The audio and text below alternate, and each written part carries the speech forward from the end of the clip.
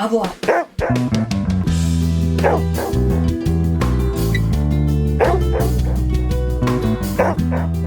Yeah, you're good. Okay, When cool. it hasn't been your day, weekend. Have we been watching Friends? Yes. Am I wearing Friends underwear right now? Are you? Yeah. Oh my god. I got a grab bag from my favorite underwear company. Oh my and it had God, Friends this is underwear in happening. it. It does. And I'm wearing them. All right. Meandays. Welcome to another episode of FitPet Boston Talks. My name is Leah Lori and I am the host of the show. Today I am joined by my spouse, Lori. Me. And we're going to talk about a recent happening here in the town of Burlington, Massachusetts. And I'm also going to give a little training update for my dog, Raven, some breakthroughs that we've been working on and some successes that we have seen as of late. So, as always, thank you so much for your listening ear. Really appreciate you hanging out with us and giving us your time and attention. If you like what you're listening to, feel free to subscribe and rate and or review the podcast on whatever platform you are listening to the show on. It really makes a huge difference, especially I have found on Apple Music. So if you listen on Apple Music, hook us up. It takes 1 second to hit the 5-star rating button. Would mean the absolute world to us if you have gotten anything valuable out of listening to us go on and on about. Or even if you're entertained. Yeah, if you're entertained, come on now. Come on now. Hook us up. Historically, if this is your first time listening to the podcast, historically I don't talk about underwear very often. Okay. But I have interviewed local Boston area dog handling professionals, talked about our lives, dogs, and careers on this show. In 2023, I've taken a little bit of a step away from that mission and goal, and Lori and I have been doing deep dives on specific topics. I have also done some solo episodes, done some book reviews, all kind of interesting stuff. So, again, thank you for listening. That's what this show is about if you are new. Both of us are dog trainers. Lori is exclusively a dog trainer. She's been at this for about 20 years. And I spend most of my time in the woods with dogs, hanging out, off-leash. Obedience is what I love to train dogs to do. I love allowing dogs to have freedom. And I do small pack hikes during the day. That's where you can find me. So that's my thing. We have 3 dogs of our own, Buddha, Reuben, and Raven, which you will hear referenced on this show. And if you're confused, just go back and listen to previous episodes because we talk about our dogs all the time. We do all kinds of fun things with them. So, anywho, Lori, first topic. Give my voice a break. Okay. So on Facebook the other day, one of my high school acquaintances had reposted a post from the Burlington community page, and I'm going to read it. Today around 9 a.m., my 69-year-old father-in-law was walking our family dog Gigi, a rescue on leash, at the Mill Pond Reservoir on the Burlington-Woburn line. He ran into a man riding a bike with 2 mid-sized unleashed dogs in front of him, possibly beagle mix, and the dogs began to sniff each other. The smaller dog nipped at our dog, so Gigi nipped back. The owner jumped off their bike, began to punch our dog Gigi in the head repeatedly. He broke her jaw, nose, and knocked some of her upper teeth out, and the rest of her teeth were forced up inside of her jaw. Gigi was taken for emergency facial reconstructive surgery, and my father-in-law is shook up but okay. We reached out and filed a police report with the Burlington Police Department, and the animal control is aware, but no leads so far. Our last hope is social media to see if someone has any information they can share with the Burlington Police Department. We are so grateful for Burlington Animal Clinic having given our sweet Gigi surgery and taken great care of her. It goes on to describe the man, white male, late 20s, early 30s, between 5'9", 6 feet, athletic build, shiny dark mountain bike, 2 mid-sized dogs, possibly beagle mixes, that are walked off-leash while he rides a bike around Mill Pond Reservoir, Burlington Woburn line. Please reach out to the Burlington Police Department with any information or share to spread the word so no other dog or family is hurt by this human. Yeah. So then the Burlington Police Department put something out that they were investigating a report of alleged violent attack on a dog walker and his dog at the Mill Pond Reservoir that occurred in the morning at 9:30 a.m. They're looking to identify the individual, and they're basically going to the houses around to see if anyone caught. Yeah, they're him going on door to door. camera. Our friends live right at the entrance to one of the parking areas, and she asked us if we had heard about it because the cops had shown up at her house. Yeah. Yeah. Wow. Conclusions, Lori? I mean, what is the first thing you think of when you think of that story? The first thing I think of? Yeah. The first thing I think when I hear that story is that you need to carry mace and protection for yourself and your animals. That's the first thing I think. Yeah. Sorry, it is. I mean, I think he's an asshole. First thing I'm like, asshole. And then next is we really need to have protection for ourselves and our dogs. And we, all these thoughts came at once. Me and you were just discussing how people these days are unhinged.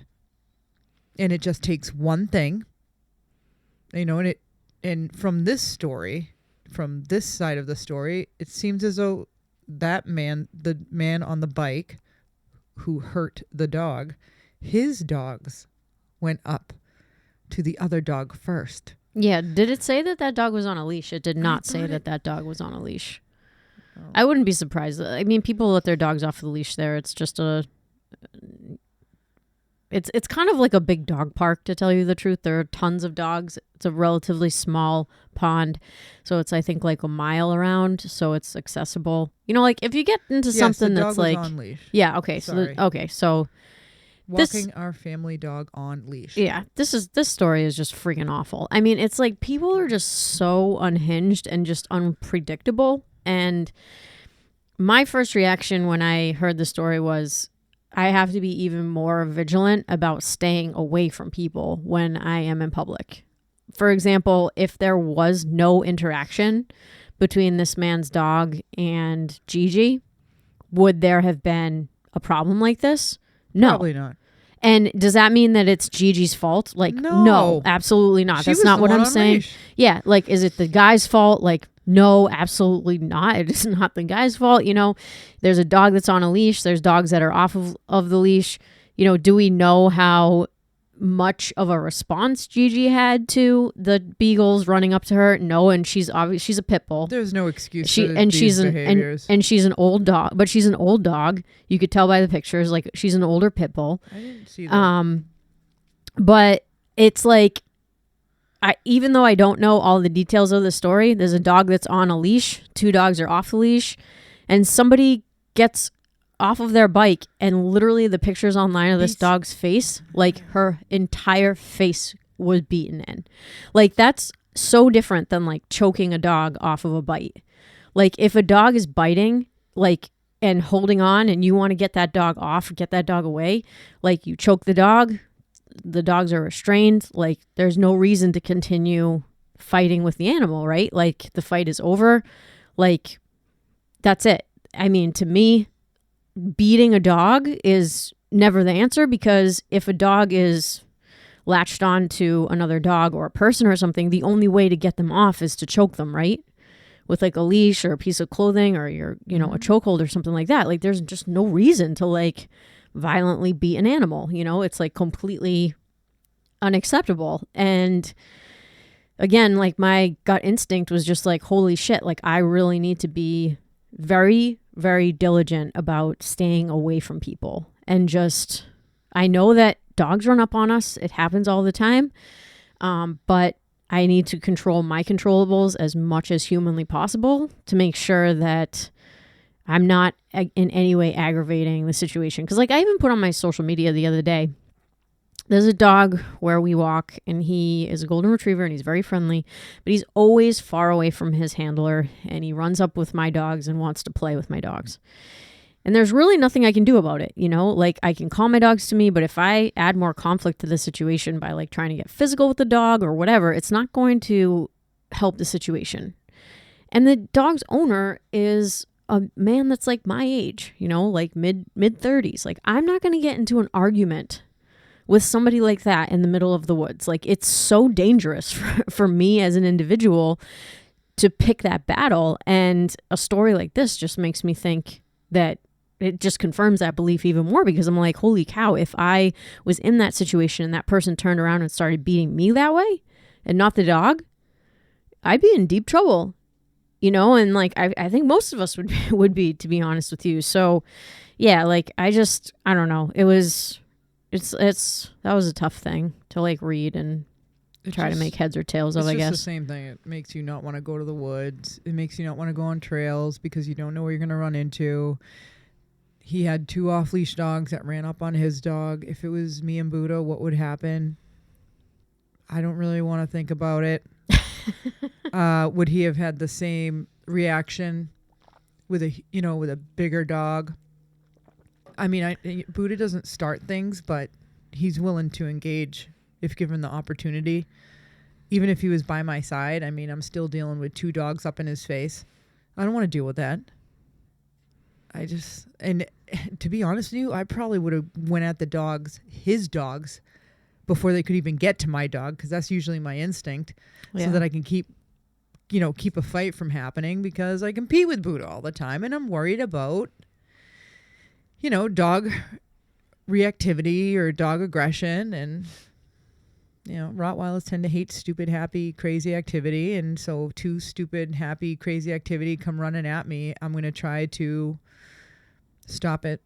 Yeah, and I also think that there's a big difference between you being physical with a dog and you beating a dog up.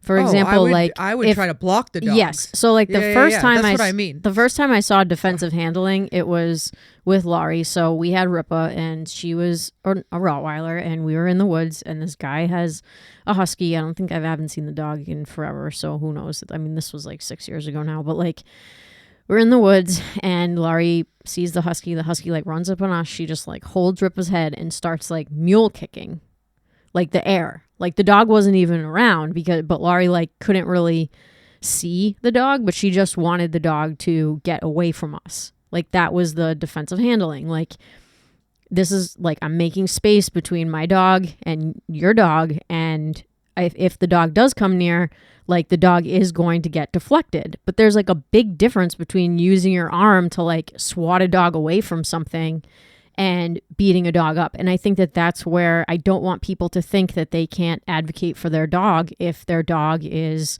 getting run up on. Like, it's okay to body block a dog. It's okay. It's to stop it before it happens. Yeah, exactly. Like what could happen is crazy worse than me just blocking everything. Right. I mean, sometimes it's me picking up an extremely large tree branch and getting a diameter around me, so the dog won't come near me. But again, you're not taking the tree branch and like beating the dog off. No, I would never do that. No, let's make that clear, people. Well, it's not about making it clear. It's not about making it clear. It's making it okay to do that. Yeah. It's saying that it's okay to do something like that. I feel like when things like this happen, we have the tendency to like overcorrect and be afraid. Like, oh my God, I don't want to put myself in a situation where I'm going to have to use my arm to like block this dog or get physical with the dog because it's necessary. Like, if you have to do that, it's necessary. If you don't have to do that, then don't do it. I mean, like the other day, I saw Marley in the woods. She was with Emma. The dogs that I was with, Marley knew. Marley was excited. I'm like, Emma, just drop the leash. No big deal. Like, let her run up to the dogs. Like, they all know each other. Like, they were all happy, wiggly, excited to see each other. So it's like, if you don't have to do it because like, the dog, or, you've even me, like there are dogs that I know in the woods, like, that dog Bo, the golden retriever, like he runs up to us. I'm like, oh God, here we go again. But I know that my dogs are friendly. I know he's friendly. It's just wicked annoying that he does that, but I don't have to be physical with that dog. If I didn't, and my dogs were growling and there was some sort of aggression, like I would have to step in and make space, and I would do whatever I needed to do. Doing whatever I need to do is never like beating the crap out of a dog though. Like that is just like some unhinged, crazy person. Yeah, he's out of his mind. Yeah, totally out of his mind. I wonder if he's even going to go back. I don't know. Andrea said the crime. Our friend said that he's known in the area. See, like, why is it that every time something completely terrible happens, the person is a rap sheet and everybody knows the guy. But why are we waiting for the really bad thing to happen? If he's made such an impression, I mean, and then you're like, oh, I don't know. It's crazy. It's just always a rap sheet on somebody before something truly terrible happens. Yeah. Never like comes out of nowhere, so to speak. Nothing comes out of nowhere. It's like the situation in Waltham.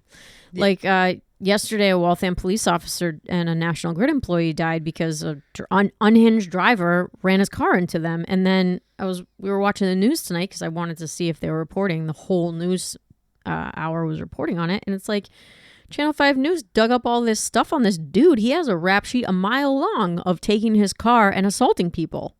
And officers. And police officers, yeah. It's like, holy cow. I mean, this guy was just waiting for the match to light and didn't have a license. It was just like hot mess. But yeah, anyway, on a happier note. So I don't want to walk there anymore. Does anyone else want to walk there anymore? We never walked there anyway. No, because every route. Because it's like a dog park. I assure you, every route I walk, I know what I'm going to run into. Like, I know where my safe zones are. I know when I don't want to deal with it. I've been walking on the road lately because I don't want to deal with the woods and I don't want to deal with people. If it's a truly shitty weather day, you're going to see me out there with Buddha. You know why? Because nobody else is out there.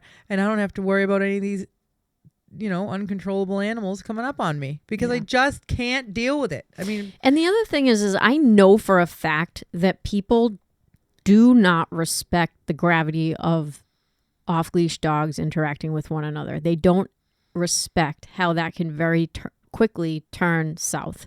I'll give you some examples. I routinely walk in the woods, and when I come to a juncture, the person that is in front of me, I'll come to a juncture, and the person that's in front of me has a choice to go in my direction or another direction. And I pause. I don't wait, but I pause and I see what they're going to do. And 9 times out of 10, that person continues to walk towards me. I never would do this.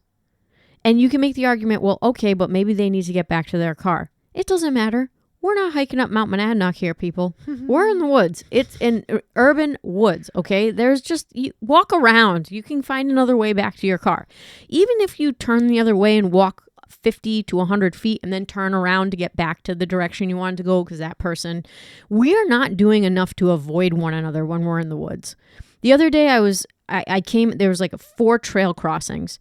This woman was on the phone. I had 3 dogs and I'm going down the hill and I'm just thinking, oh, she's just going to go to the left to avoid me because if she just goes to the left, she can walk up the hill. It was probably an extra 30 feet that she would have to walk to avoid me. No. She's talking on the phone and says, "Oh, hang on, I'm meeting up with some people here." That's what she said into the phone. And I'm like, "Are you kidding me?" So I'm like, I get my dogs, pull off to the side, and I didn't say anything because it was clear that like I really didn't want the dogs to meet, and her dog was on a leash and my dogs are off a leash, and I was just like, "You have to be such an idiot. Like all you have to do is step aside for like, again, 2 minutes of your time to avoid me." But people don't think that that's an important decision for them to make. They think, okay, I'm going to head into this situation not knowing who this lady is, not knowing who these dogs are. My dog's on a leash, but it's fine if these dogs are off a leash. So we're just going to meet real quick and then carry on. Like, no, that's how bad things happen. Like, you have to go out of your way to avoid other people and dogs when you're out there. And if you have to meet, fine, but like, just please, like, do your best to avoid. Like, another thing that happens drives me freaking crazy. A person will be in front of me with their dog. Their dog is staring at me and my pack. So I wait or I back up a little bit. And the person just stands there with their dog and allows them to stare at my dogs. They even kind of lean back. Yeah, they lean into it. They lean back and they're like, all right, Rover. And the dog's at the end of the line just hard staring all your dogs. And God forbid you move. They just fucking stand there. Yeah. And I'm like, I just move off to the left. Or just move, like, keep walking. Just keep walking because I stand still. Like if I walk fast. So if I come up on somebody, I just stand still, wait for them to move along. I'll just stand with my dogs for like a minute. And if I let those people go for 1 minute, I'll never see them again.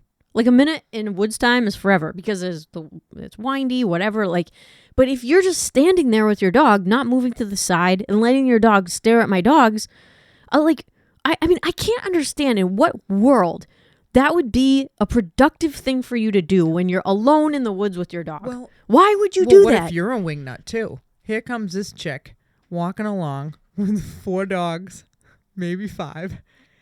And you're ready for a head-on collision. Like when you see a car coming at you head-on, wouldn't you swerve? Yeah.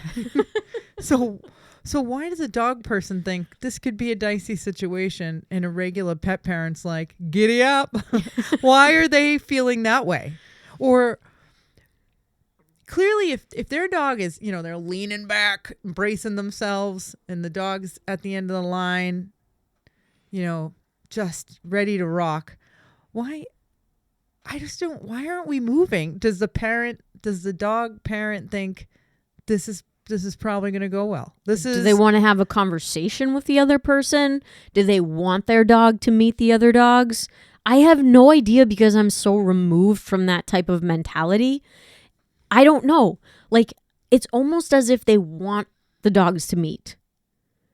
Yeah, but then the dog fires off. Exactly. That's what I'm saying. Trying to see if that dog happens to be his jam this time. But it's like the head-on collision illustration that you just brought up, Lori. It's like people don't understand the gravity of the situation. They don't understand that, like, you don't know this other group. You don't know how they're going to react to your dog.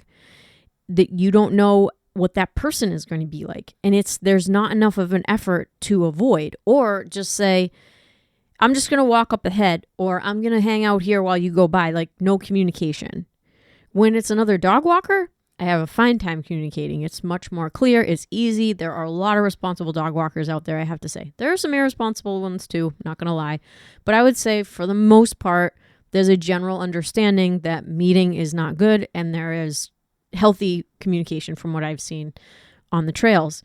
But we're taking care of other people's dogs. Right. It's worse for us. Right. Fifi gets hurt with her mother at the other end of the leash. It's her fault. Right. But if it's our fault, my God. Yeah. I mean, even if we had a clean track record, one thing happens here and we're at risk for getting some bad reviews. Press. Yeah. Yep. And heartbreak on my part. If anything happened to my dog I walking would clients, die. I would freaking die. I mean, just can't. You have incidences along the way, but you hope that you take care of them well enough. Yeah. Shit happens, as they say, but you shouldn't open the door and invite it in. So, and I think the best thing that I've done is I keep my head down and I go so crazily off the path that I think people just get the fucking hint. And if I see them not getting the hint, they're like, oh God, she's antisocial and weird, and I'm at the, I leash Buddha right away and we just walk far, far away. If I even see that dog even think about coming over, I will yell, leash your dog. And I usually, like I say, I go so far off the beaten path and I have no problem if a dog starts running towards me to yell no. So I'll start yelling no because I really need to prevent these things. Yeah, absolutely. It's better to yell at a strange dog than have a dog with a 95-pound Rottweiler. We don't want that. We don't want that. It just turns into a... See, this whole conversation went all the other ways. Knew that was going to happen. But we're going to end on a happy note with Raven. Right. Raven, the black lab. Yeah, Raven's been doing great. I wanted to share some recent wins that I've had with her. And just to, again, end on a positive note, but also be transparent about my training. I would love to do an episode where I talk about her, like a week in her training journal. I think it would be a cool episode to do. So I keep a training journal for Raven. And what I do is once I finish a session, I write down a goal for the next session. And that way I can look in the book, even if I miss a day or I don't remember what I was working on, I can always look in the book and be like, okay, this is going to be my next step because I have ADD and it just helps me keep on track if I write things down and I'm able to look and see exactly what it is I'm doing. Lori does not have to do this for training. She just somehow magically does everything she needs to do. I do everything one step at a time. I used to keep a record with. I have a diary, a Dear Ripper diary. Yeah, but now you're very fluid, and I'm not. So. Oh yeah, fluid. But I would like to share that because I think it might be helpful for you, even if you're not competing with your dog, but if you're just trying to improve just general basic obedience, or you have other goals. Even if it's like potty training, it can be really helpful to write things down because it can show you where you're improving, and then it can also give you a plan for where you need to work, what you need to work on next. So with Raven, when we got our beginner novice title, I kind of switched gears and I'm back to doing more of the retriever training stuff. I still go to the obedience classes and we're going to work towards our CD, but Frisbee is over right now. I still play Frisbee. I had we had 2 really good days. Today would have been a good day to practice too, but I didn't practice with the dogs. I threw around for myself, but we haven't had much wind this week, which has been sweet for practicing, especially this late in the season. But other than that, there are no events going on right now for Frisbee. There's no up dog. There's no toss and fetch. So I thought Winter League. Yeah, I don't run Winter League. You can. It happened. It's happening without It's happening. And not my team is not participating in Winter League. Okay. The weather just gets really crappy. So anyway, having more time to work on training stuff. Raven and I have been working on the retriever training stuff, which has been super fun. And after she went through her heat cycle, she really kind of opened up a little bit in ways that she was not opened up before. That just sounds funny. Not she's really opened up. No, I want to say she's gotten smarter, but that doesn't sound right either. Don't you wish that happened every time we got our period? Oh my God. Oh my God, I'm brilliant this week. After that last one. They're just building on each other. The suckier it was, the more fabulous you become. My coat's better. My muscles are bigger. Sorry. Can you imagine? My chest is huge now. I know. Just have muscle-bound delts. My God. What happened to her? She went through a heat. I'd give anything to only have it twice a year, too. My God. Anyway, it seems like her mind changed when it came to certain tasks, specifically steadiness and also picking up birds. So she's been much more reliable. I've got these canvas ducks that I ordered from England, and they're life size, but they are not stinky. They are nice and floppy and awkward. So before she went through her heat cycle, that's how we like them. Getting her to pick those bad boys up was like not happening, and I was getting really frustrated, and she wasn't really picking up the real thing either. And I was like, oh, this is terrible. I'm trying to bang a square peg into a round hole here. I was doing some troubleshooting with my buddy Carlos, and he gave me some great tips that I started to employ, but then she went through a heat. So I was like, no, I don't want to do anything that involves putting pressure on her right now with any type of the gun dog training. And so we just took a step back. And then after she got out of the heat cycle, I brought out the canvas birds again. I brought out one of the chuckers. She picked everything up and brought it back. And I was like, whoa, really? All I had to do was wait? That's amazing.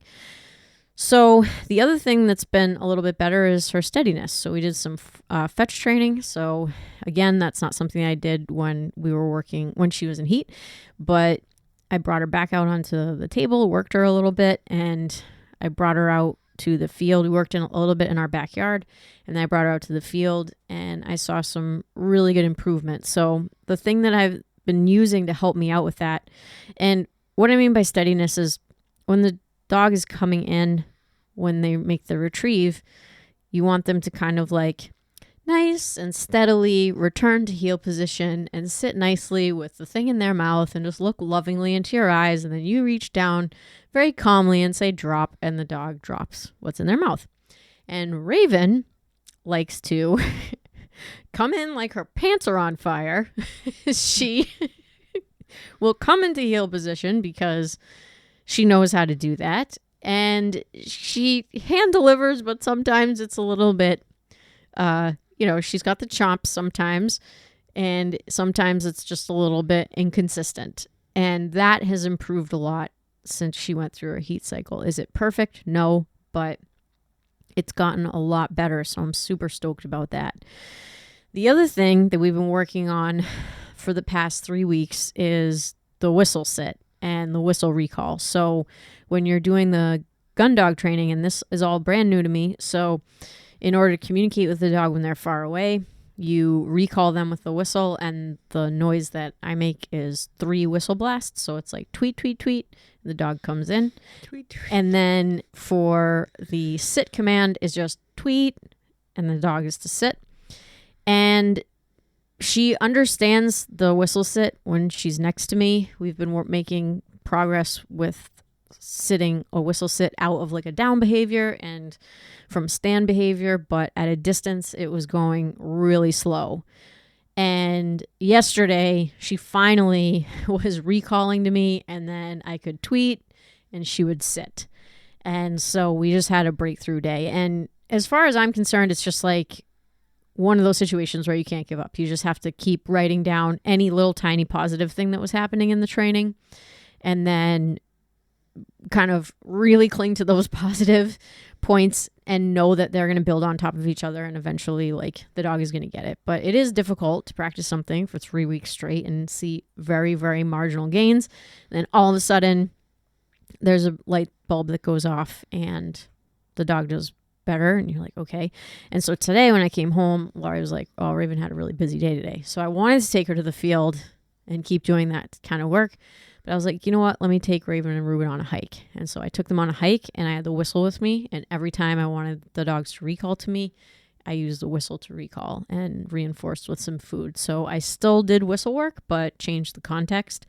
A lot less pressure. And knowing that she had a busy day, I thought that was a better alternative than like bringing her to the field and, you know, having the e-collar on her, using the e-collar to reinforce, and then rewarding with the chuck it. Because like she does get pretty tired if I'm using the chuck it for like each one of the rewards. And it worked out great to go hiking with her.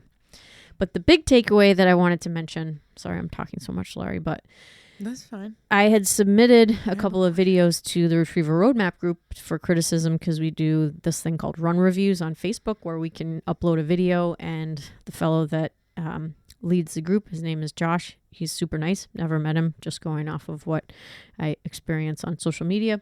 Call him Uncle Josh because I watch the videos so much, and Laurie's like, you listening to your boyfriend again? Mm-hmm. That's what I call him. Yeah. But anyway, he critiqued my videos, and he had the same criticism for both videos. And I thought that this was an interesting piece of feedback. But I had 2 retrieve videos that I posted. One was just in the yard, short retrieves, again, just working on steadiness. And they were kind of like blind retrieves because we're working on that as well. And then the other video was at a longer distance in the field, and we were doing blind retrieves. And for both of the videos, he had the same criticism, and that was that the dog was not lined up straight to the pile. So if you drew a line from the dog's butt to their head to the pile, Raven's butt was like curved around my back, and it was just ever so slightly her hips were turned. And the reason why that kept happening is because I was asking Raven for a more competition style heel position when we were in the heel position to line up to the pile. And I honestly didn't really even see it because I could just see her front, her front 2 feet. But I wanted her to be a little bit closer to me. So I didn't want her to take a step forward and then sit, even though that would have made her straighter. Because as a dog trainer, I'm like, no, I say heel, you come into heel position. But one of the things that Josh said that really resonated with me is that you have to loosen the screws before you tighten them back down again. And the way I interpreted that was maybe I have to be a little bit looser with the obedience piece, which is difficult for a trainer, right? Because if you're asking a dog to heel, like you never want to step into heel position. You want your dog to get into heel position, right? Well, this is like basic, obedience stuff. You want the dog to readjust themselves. But with the gun dog training, it's like, what is the bigger picture? Well, the bigger picture is we're asking this dog to go run out forward, trust us that there's something out there that they didn't see. And in order to set her up for success for that specific task, her butt has to be lined up with her nose and her eyes so that she runs in a straight line to the pile. And, both of my videos had the same mistake. I got the same criticism. So this week I said, okay, I'm going to do that very thing. And if I have to step into heel position, when she's learning this task, like, so be it. And after she really gets the gist of it, then I can go back to being a little bit more specific about the heel position, maybe reorient her to the pile, and, you know, she'll understand better, like, that, yes, there is something out there. I trust mom. I know what this task means, even though I don't see anything, or, you know, whatever. I'm going to trust that she's out there. But right now, not that she's out there, but there's something out there. But right now, where she doesn't know that, and she doesn't trust me completely because she doesn't really know what I'm asking her to do, I can't be super specific with the heel command. So that was my big takeaway for Raven. Really appreciated that feedback. And yeah, that's just a little review of what we've been doing. I have a question. What's up? Today in the woods, you were doing a recall with one whistle blow? No, 3. 1 whistle is sit. Okay, thanks. That's my question. Okay. Why do you ask? Because I'm like, you're whistling all the time. How she know when to sit, recall, tweet, tweet. She's like, oh my God, imagine Raven. Did you hear the first one? Was that only 2 tweets or 3? She's going to think I don't know what I'm doing. It's going to be in the diary. Thank God you're here for comic relief. Like, if I was a dog, I'd be so stressed. I always wonder, if I was a dog, what sport I would do. It would be nothing but something flying at my face.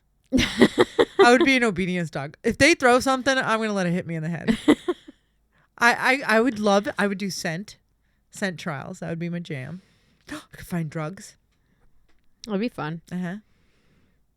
I'd like to think I could be a protection dog, you know? I think you could be a protection dog. I would definitely. I mean, if I could channel the crazy I feel now, and I was a dog with teeth, I think I would be a herding breed. I like running around, keep them busy. You would be a herding breed. Mm-hmm.